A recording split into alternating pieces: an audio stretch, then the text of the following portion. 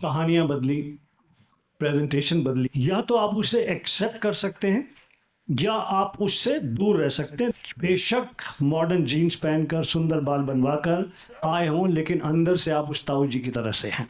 खलनायक का रोल जो है, कुछ तो फिल्मों में लिखना कम हो गया। इस फिल्म में मैं खलनायक नहीं हूँ। मैं और संजय मिश्रा रुलाने वाले, आशुतोष रुलाने वाले। और सिनेमा जो है वो रचनात्मकता का एक चरमोत्कर्ष है। मैं प्रशांत एनडीटीवी से। मेरे को 2 सवाल है। पहला सवाल आशुतोष और गुलशन जी से है। सवाल ये है कि मेरा ख्याल में मुझे लग रहा है बॉलीवुड में सतयुग आ गया है, क्योंकि विलेंस खत्म हो गए हैं और आप दोनों जो हैं वो लास्ट के 2 विलेंस यहाँ पे लग रहे हैं। तो अब विलेंस खत्म होने की वजह से जो हीरो ही विलेंस बन रहा है, आपको क्या लगता है सिनेमा किस तरफ जा रहा है? और जो जरूरत थी उस वक्त विलेंस की अभी नहीं रही है क्या? दोनों से सवाल है, उसके बाद एक सवाल और है। बड़े देखिए, कहानियाँ बदली, प्रेजेंटेशन बदली, रोल करने वाले बदले। बदलाव, एवोल्यूशन जिंदगी का हिस्सा है। या तो आप उसे एक्सेप्ट कर सकते हैं या आप उससे दूर रह सकते हैं। दूर रह सकते हैं तो फिर आपकी जगह पेड़ के नीचे बैठे हुए उन ताऊओं की तरह से है जो हुक्का लेकर यही कहते रहते हैं, अब ये ज़माना देखो जी, हमारा ज़माना देखो, हमारे ज़माने हमारा ज़माना। तो अगर आप एवोल्यूशन के साथ, चेंज के साथ नहीं चल सकते खुद के घर पे, फिल्म मेकिंग में, रोल्स में, स्टोरी टेलिंग में, तो आप बेशक मॉडर्न जीन्स पहनकर सुंदर बाल बनवाकर आए हों, लेकिन अंदर से आप उस ताऊ जी की तरह से हैं। हमने ये डिसाइड किया है, अब मैंने खुद ने, कि इवॉल्व। जो आपको नहीं उस एवोल्यूशन में जमता आप मत करें, बट इवॉल्व, कीप प्रोग्रेसिंग।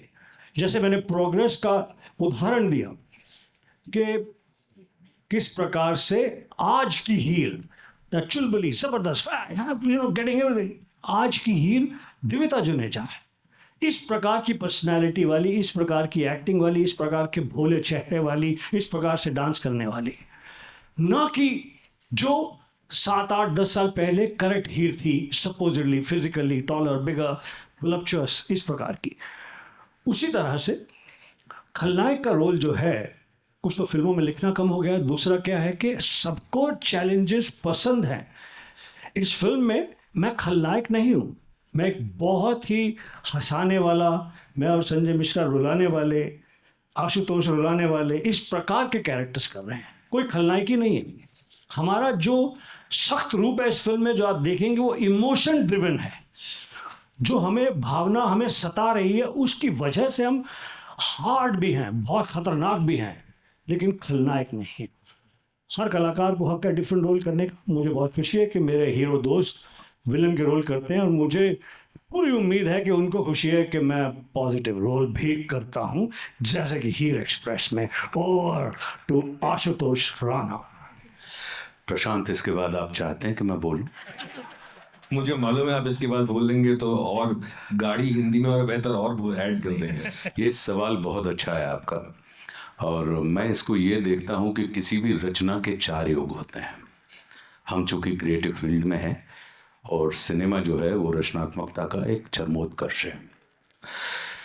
तो सतयुग में सिनेमा के हिसाब से सुनिएगा, जब सतयुग चल रहा था रचनात्मकता का, तो देव अलग लोक में रहते थे और दानव अलग लोक में रहते थे। उसके बाद युग बदला तो त्रेता युग आया, देव और दानव दोनों एक ही लोक में रहने लगे। फिर युग बदला, द्वापर आया तो देव और दानव यानी हीरो और विलन दोनों एक ही परिवार में रहने लगे। और अब कलयुग आया, जिस युग में इस समय हम और आप चल रहे हैं, तो देव और दानव दोनों एक ही व्यक्ति में रह रहे हैं। तो